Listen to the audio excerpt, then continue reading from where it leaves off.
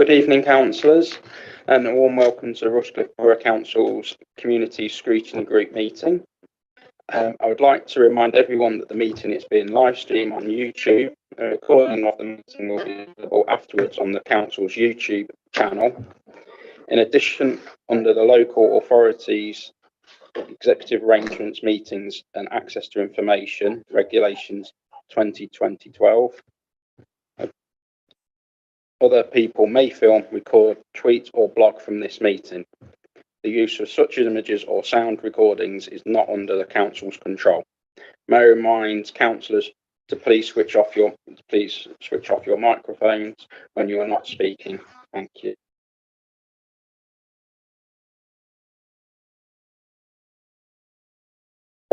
Church Services Manager Neighbourhoods, Shark Karen Attack, Service Manager Corporate Services, Gemma Dennis, Monitoring Officer, Maisie Houston, Electoral Services Officer, and from Nottinghamshire County Council, Youth Services Officer, Amy Beckworth. Thank you very much for coming along. So I'd like to move to the first item of the agenda, which is apologies.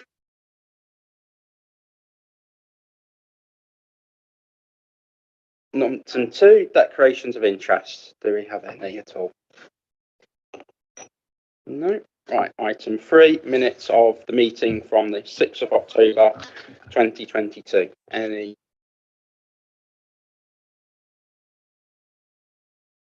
Happy for me to sign those accurate records? So I'll just have a show of hands, please. Thank you very much, councillors. Right, item 4, establishment of a youth council. And pass over to...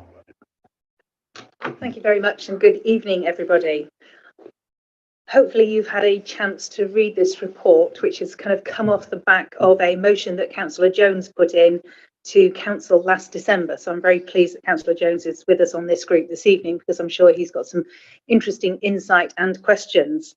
That motion didn't get through, but it did result in a scrutiny matrix, which is why we're here this evening, to investigate whether a broader youth council, so the original motion was very much about the environmental issues, whether a broader youth council for Rushcliffe would be a good idea to establish.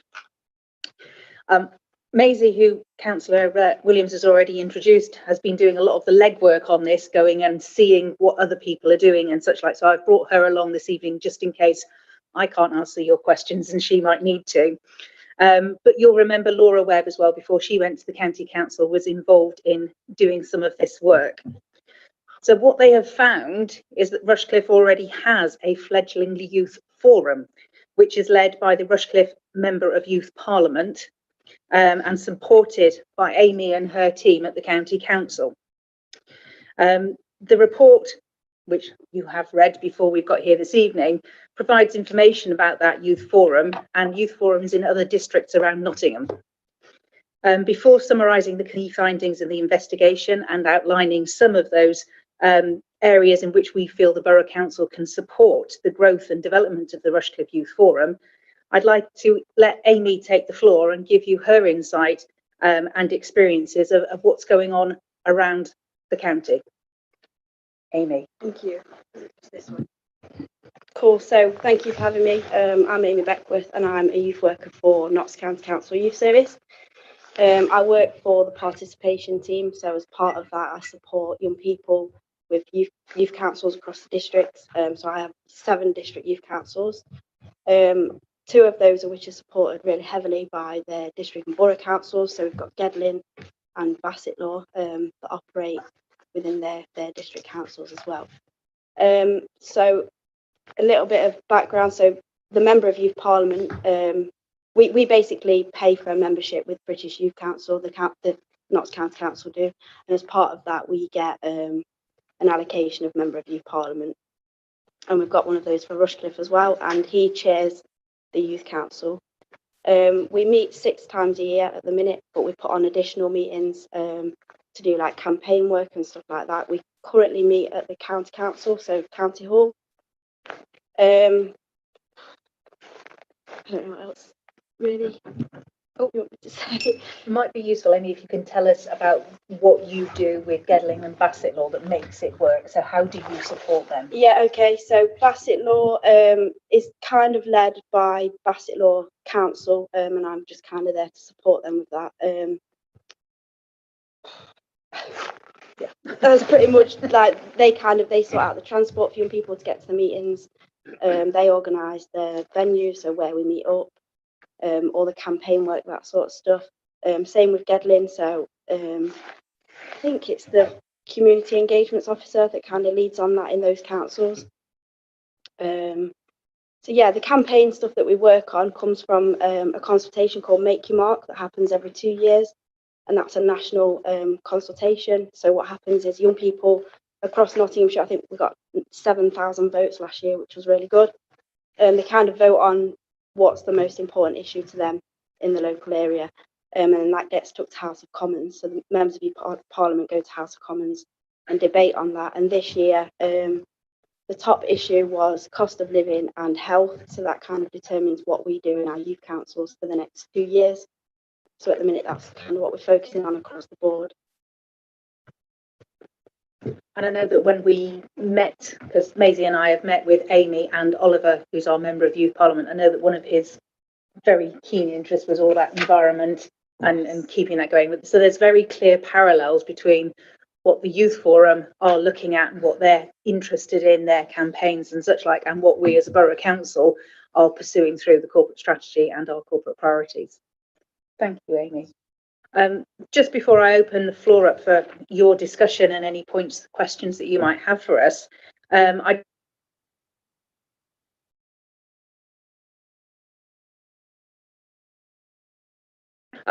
Rushcliffe has a youth forum. It operates as a youth council. It's chaired, as Amy has said, by the member of Youth Parliament for Rushcliffe, and it's supported by her team at the county council. Numbers are low. There is no doubt that this is fledgling. It needs some support. It needs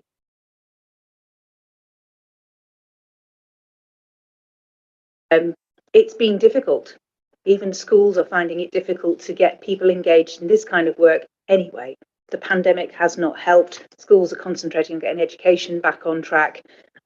This is where we are looking for. So it's difficult for the Borough Council to engage with schools directly. We have tried to do that. The County Council is much better placed to do that. But we can support with a variety of different things such as recruitment, staff time, ideas, venues and such like. Schools themselves have school councils. Quite a lot of the schools across Rushcliffe have school councils, but they tend to be inwardly focused on things that schools want to do. Occasionally we will host a school council, and I know that the county council does a very similar activity, but it seems to operate very differently to what you would call the youth forum or a youth council across the borough. It would seem at this stage that introducing a separate youth council for Rushcliffe that we set up would be in competition with the existing youth forum. Neither of us would end up with very many young people and both would fail. The Borough Council also has no remit or resources to set up a youth council. It would be an entirely discretionary activity, which at this point, with budgets as they are, cost of living and such like, you really do have to ask yourself why you would be doing that when something already exists that can be developed. So therefore, following our investigation, we're recommending in the report that we actually support the existing youth forum and to help it grow and develop, engage with more young people, follow through with the topics and campaigns that they are interested in, and as that relationship grows, use that as a forum for consulting with young people, listening to what they want to do and feeding that back through to council.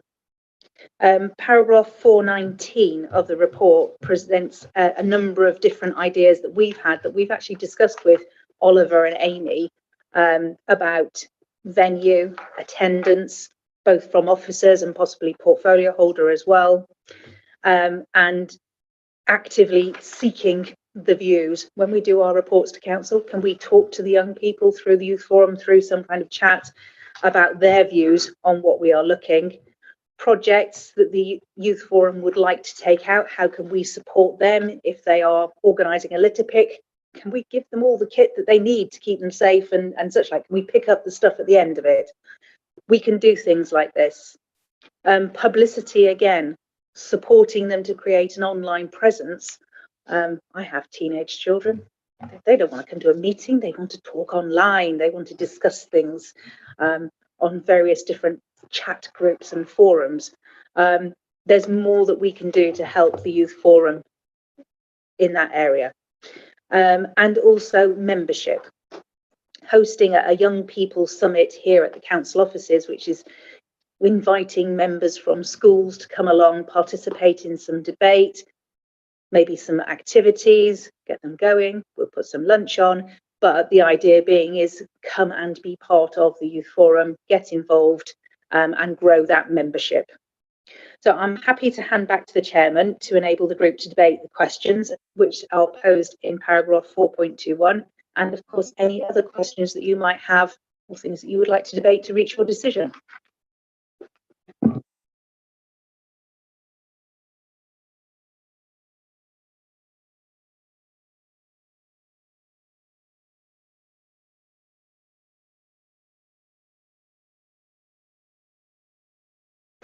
Thank you. There's a lot of points in there, really, and your last point I fully support. The broader question is, if the model of Gedling and Bassetlaw has worked between the borough and the county council, are the proposals in the paragraph, I think it was 419 you referred to, going to mirror that successful model? That's the first point. I'm going to go with that one then, because I'm sure you've got other questions. The appendix to this report used with Bassetlaw and Gedling and some of the other areas which we would be planning to use here. So whilst these are our ideas for helping and supporting, the actual model will be exactly the same as Bassetlaw and Gedling. Well, that's reassuring. The other slightly smaller point really is that I noticed the Oliver Key, the youth member of Parliament, is in year 13, and one of the things that struck me was it was important that schools came up with people in different years so that there was a continuity factor. But I find it astounding, I don't know whether other colleagues do, that none of the schools have replied to you. And yet all the members of the Rushcliffe one are from one school. I don't know which one that is. Perhaps you'd let us know. But it's just astounding that there's been zero interest from the schools to your two requests.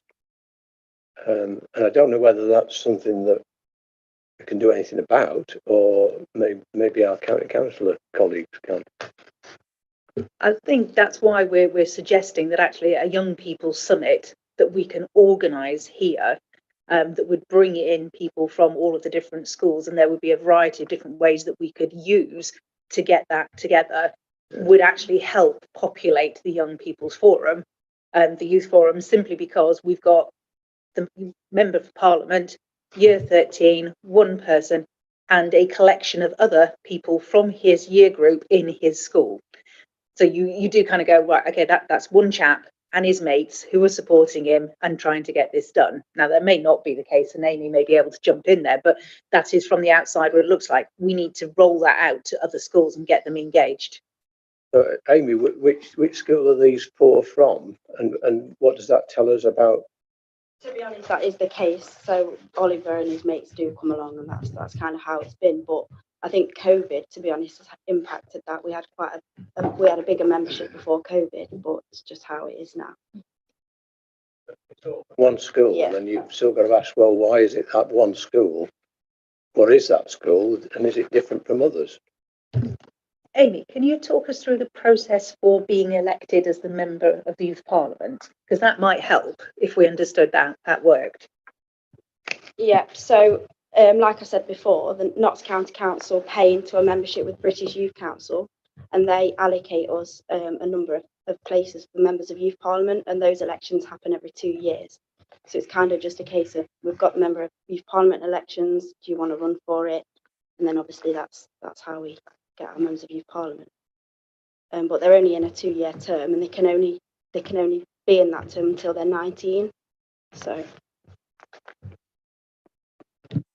I think it's very much about self-selection. Somebody who's got an interest in developing that skill, having it on their CV, will put themselves forward. If there isn't an awful lot of interest, then there's only going to be a few people to select from. I can't believe there's not lots of kids in secondary schools who would be gripped by some of the issues that. But I don't know what others think. Oh dear. So I grew up in Worksop in Bassetlaw, and I don't know about some other schools, but for a lot of this sort of thing wouldn't even be on your radar as a kid at school. It really wouldn't. It's a thing that happens to other kids from a posh area, and I don't know which school these ones are from, but you kind of get the impression that maybe it's just really off the radar in a lot of these schools, and this is not a thing that you want to. Who wouldn't be gripped by this? Most kids in school, to be honest. I would have thought. I wish they would be. I wish people would be more engaged, but I've got a concern about that. If they're all from if it's just from one school, how are we going to bring in? How are we going to bring in people from other schools and other parts of the council to engage with this, and other parts of Rushcliffe to engage with it? That is a real concern for me.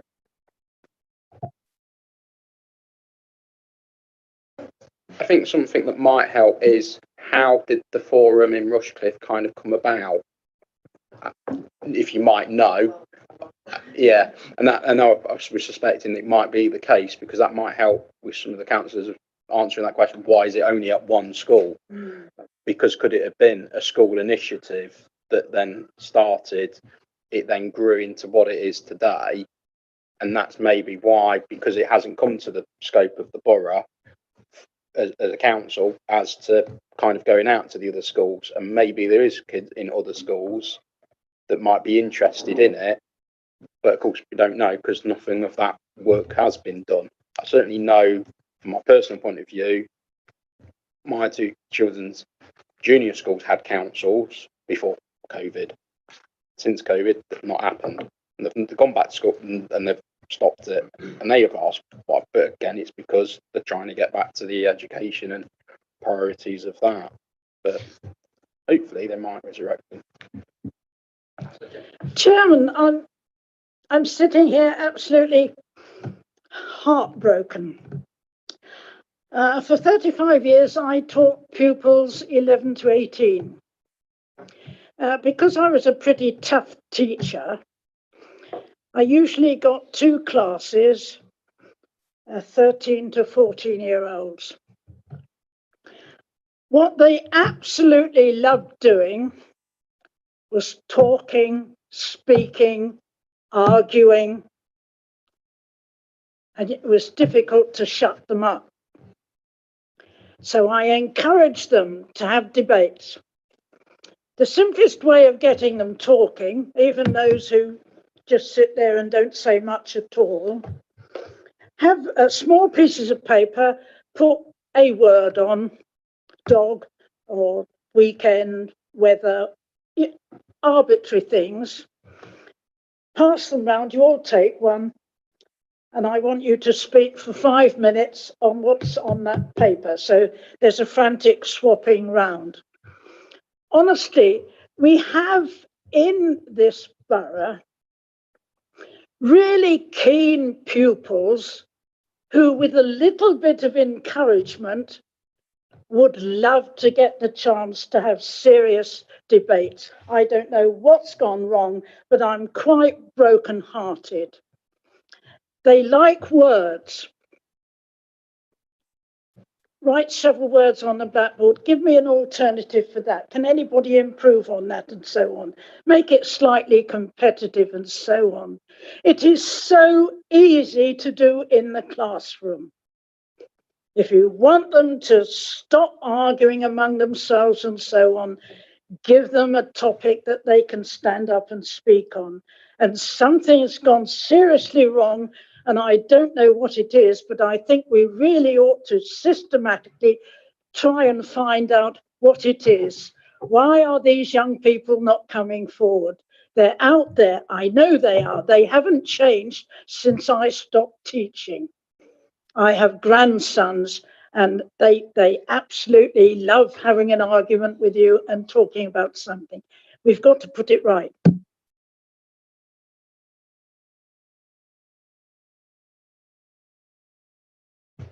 Well, we've already heard from Charlotte that most of the schools have school councils, and yeah, there might have been a deadening effect of COVID, but most of them do. Some of us have attended, certainly in my case, Rushcliffe Academy. I washed my mouth out.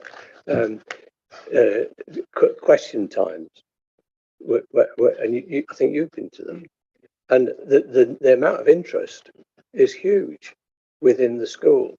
So it's about harnessing that. It is available. That's my point. Thank you.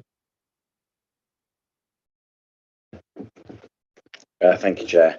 Look, essentially, I think the recommendations of the report are eminently sensible. I appreciate that Councillor Jones perhaps had loftier ambitions when first drafting the motion, but I think I agree that a more prudent way of achieving some of the things we just heard about from Councillor Jeffreys and Councillor Jones might be in some of the smaller scale suggestions that come forward. In preparing for the meeting, I was reminded of the Big Block of Cheese Day, which for those of you already aware is immortalised in the fictional series of the West Wing, and for those of you yet to have the pleasure, I would very heartily recommend it for if nothing else but the performance of Martin Sheen. But anyway, that's perhaps we'll take one afterwards. But the principle thereby that the 7th President Andrew Jackson ordered a 2-ton block of cheese that he put in the foyer of the White House, threw open the doors and allowed all and sundry to come in to discuss the issues of the day. Anybody who wished to come, and that kind of principle, maybe there's one of the bullet points is about arranging the summit here that we talked about. Perhaps in that spirit that the councillors, senior staff could offer to have face-to-face meetings with organisations, people such as the children who normally have a tough time getting our attention. But yeah, at that those kind of interventions seem more appropriate to me than a larger scale council where we'd be duplicating or making life difficult for the things that are already in place. Anybody further? Thank you, Chair. Just getting back on the contact with the schools initially and the fact that there's only one school who expressed or is showing any interest at all. Having read my notes, I believe our contact was by email on 2 occasions, June, July time, I think, 22. Clearly, COVID played an important part. But was there any face-to-face meetings at the schools with these headmasters or councillors? I mean, how much of a follow-up was there other than just 2 emails? No face-to-face meetings at all, no. A couple of phone calls to try and gain some interest, but it's difficult to get who's the right person to speak to, where do I go, which is why an email that can be cast around seemed like a better approach, but no interest. No, thank you.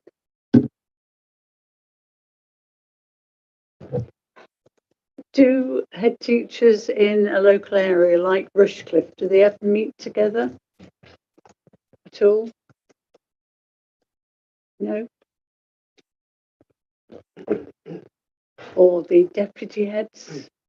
If somebody could go to a meeting where they're all there and talk to them about it, I think that would, might be worth trying rather than emails.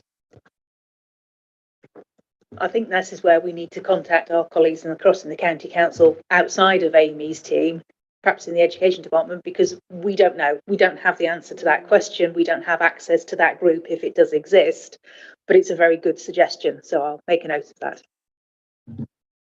I think as well, going on that, trying to get into the schools as well, that of course we work with Positive Futures and they have officers that go into the school, so maybe they might have a contact or know how to engage as well, because they've already got a foot in the door at a lot of the schools. Might be able to help, because again, like that, getting the foot in the door, trying to find someone to speak to, sending the email to an inbox might just stop. But if you can actually get to the person, then they might go, "Oh right, okay, that's what you're looking to do." If we've got any for the cap want to ask questions or comments at all, no. So I think can look at the recommendations that we've got. Then is to consider the information about youth councils in the report and provide the provided by the officers at the meeting. I think we've all done that, provided the feedback, and then it's to the actual recommendation to Cabinet that the Borough Council supports the existing Rushcliffe Youth Forum for the next 2 years to help expand membership, increase awareness and increase opportunities for collaboration. Do we need a poser and a second that we need for that recommendation, or is it just a straight through? Yep. So if I could have a show of hands for those in favour of that recommendation, please. And that's everybody. Thank you very much, Captain. Thank you very much, and thank you for coming, Amy. Right, on to the item 5, corporate enforcement. I'll pass over to Gemma. Thank you, Chair. Good evening, everybody. So, as you will probably be aware, our current corporate enforcement policy was last reviewed in October 2019, so it's timely that we review that again, and as such it was placed on the agenda for scrutiny by this group at this point. I think it's important that we have an up-to-date policy which accurately reflects the approach taken to enforcement corporately and that links with the enforcement plans that sit below that, which are produced by individual departments who have enforcement responsibilities and powers. And it's also important for members to have the opportunity to understand more about enforcement powers the council can use, as well as the framework within which enforcement officers have to operate. So officers have reviewed the corporate enforcement policy and proposed some amendments. Some of those are required as a result of changes in legislation. Some are just to take account of the fact that reporting procedures or monitoring within the council has changed since it was last amended. And additional information has also been included to provide more context around some of the options available to the council in terms of enforcement action and when these options might be appropriate. So an example of that would be paragraph 5.9 within the report, which deals with formal action. Previously, there was just some text to suggest when this might be appropriate, without the context around the factors that we would consider in determining whether that would be appropriate. So just added some more context around that. Officers have also added some additional text to make it clear that the first stage is really in the enforcement process undertaken by the council is really prevention. That's where we start with this. It's publicity for what should and shouldn't be done, preventing before anything occurs in the first place, followed up by control where appropriate by licence or approval or planning consent with conditions. And in addition, officers are recommending that the policy makes it clear that individual enforcement teams have their own powers and procedures, but enforcement at Rushcliffe is very much a collaborative process. So teams will work together to use the correct enforcement tools available to us to get the outcomes that we need. And that's kind of reflected at paragraph 2.2 specifically. That's really all I wanted to say about the policy, but I am happy to take comments, suggestions in terms of any further amendments or alterations that members feel might be appropriate. Thank you, Chair. Thank you very much. Open it to the floor. Councillor Walker. Thanks, Chair. The sentence that piqued my interest was at section 3.7 of the report, proportionality. Yeah. I will seek to minimise the cost of compliance by ensuring that any action we require is proportionate to the seriousness of any breach. The occasions on which I have dealt with residents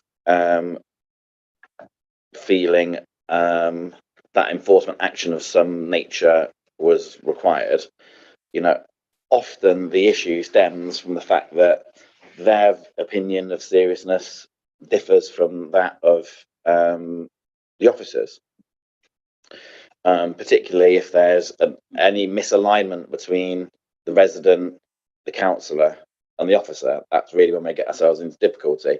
I wonder whether there's anything in any of the sort of sub policies for each area which kind of gives an indication on levels of seriousness, rag type things around, this is what a serious breach of this policy looks like, and we might go in at stage 3 of the, whatever. We go in at stage 5 for a red, stage 3 for an amber, stage 1 for a green. Yeah, and I think you're right. I think it would be looking at those individual policies which sit below this particular policy that type of information would be contained, albeit when you look at 3.11, there is some commentary around regulatory activity and what we would take into account in determining what we need to do in terms of enforcement. So for environmental health, for example, you would take into account past compliance records, potential future risks, willingness to comply, whereas with something like planning, that's a very different discussion to be had, because planning is around land use. It's not about people's behaviour previously. That isn't something that can be taken into account much as I'm sure sometimes people wish it could be. So it does entirely depend on the enforcement powers you are trying to use that sit below this policy. And I think all this policy wants to do is to indicate that that is a factor that would be taken into account. But you're quite right, it would depend on what you're then looking at in terms of the legislation and the offence as to what you would then take into account.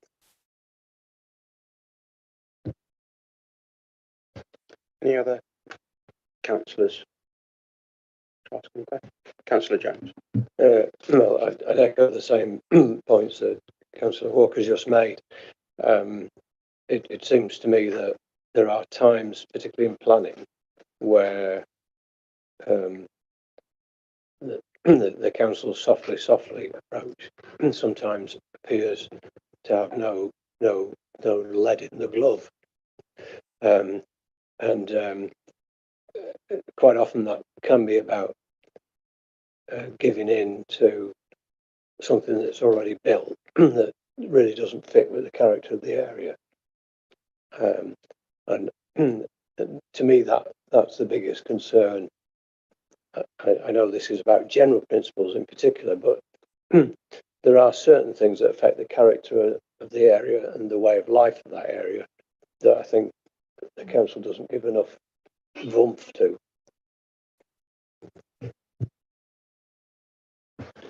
Any further comments on that? No? Just briefly to echo Councillor Jones' points on the planning, I think we both experienced this in our wards, and I know we've the councils have experienced similar issues around planning enforcement around the borough as well. I know it's a very specific area compared to the general principles. General principles are fine, but yeah, certainly on planning there is a lack of oomph, shall we say, in handling issues that are being ignored around planning. I think that's, as it's been stated, it's been the planning kind of policy, so maybe that needs to be looked at on the enforcement on planning as what's being raised as I suppose this is kind of a umbrella kind of a policy. It's just that in the 3.7, it's in particular we're taking into consideration the impact on small businesses, organisations and community organisations being regulated. But it could actually say we will also consider the impact on the character of the area and the way of life of the area. Thank you very much. Any other further comments? No. Right, so in that case, I'll go to the recommendations. Make sure I've got the right document. Yeah. That considers it's recommended for the group to consider and comments on proposed amendments from officers in respect of the review of the corporate enforcement policy and put forward any further suggestions. So I think we've done that. And for B, it agrees that the refreshed corporate environment enforcement policy be presented to cabinet. So if we could just have a show of hands for those in. You what, sorry? The addition of the sentence, I suggest. Yeah. Thank you. Thank you very much. That's the conclusion of item 5. Thank you very much, Gemma, for coming along and presenting that item.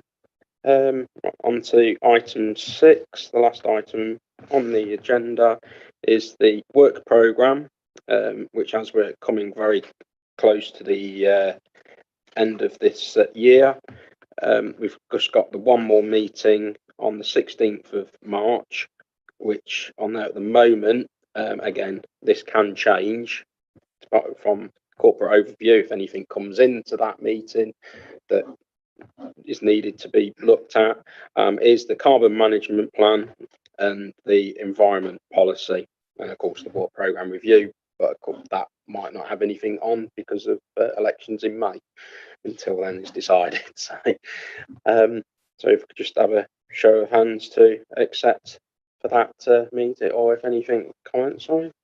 Are we at risk of being underworked again? Seems like the second meeting in a row that we haven't really had too much to get our teeth into. I wonder whether when next time you go to the corporate overview group, I wonder whether it's time to have a think about whether or not I wonder whether it's time to pose the question at the corporate overview group, which pose and then duck. I wonder whether there's a link between the experience occasionally erring on officiousness of the scrutiny matrix system to the lack of things being brought forward. Perhaps, Mr. Chairman, you'd be prepared to pose that question on our behalf? Yes, certainly. I'll take that to corporate overview and ask that question on that. Quite often when we do go and attend that meeting, this scrutiny group has often got quite a lot of items that it needs to try and fit onto the agendas, and well, that's from previous and other works that's been done, but hopefully with that, it's often trying to keep for this committee like just the 2 items rather than having a third that can be, depending on what that third item is, can then be quite meaty, and not wanting to give everything its due diligence and debate at this meeting. I mean, even if we had one item, but it was a really big one, that's not a problem because we could sort of, do a lot of work on that. I mean, we're talking about coming up with the elections, but prior to the previous elections, when we were sort of talking about bringing in the new way of doing scrutiny, the idea was to review that as we went forward, to review the actual process. So maybe that's a review of the scrutiny process that we've got, and is it functioning correctly, is something we want to do, because it might be working for the other scrutiny groups, but maybe it's not quite working for us at the moment. As I said, I'll certainly bring back take the views from this group to that meeting and say about if the actual matrix isn't working and how robust it is, and the threshold for getting things put through to this group or enter any group as well might need to be looked at. So yeah, there's not a problem to take that forward. Any other? No. Right. So if we could just have a show of hand just to accept that for our next meeting, of course, subject to change, but that will be communicated out. Yes, but that will be communicated out if it does differ, of course. Right. Thank you very much, and close the meeting at 7:39. Thank you very much for attending.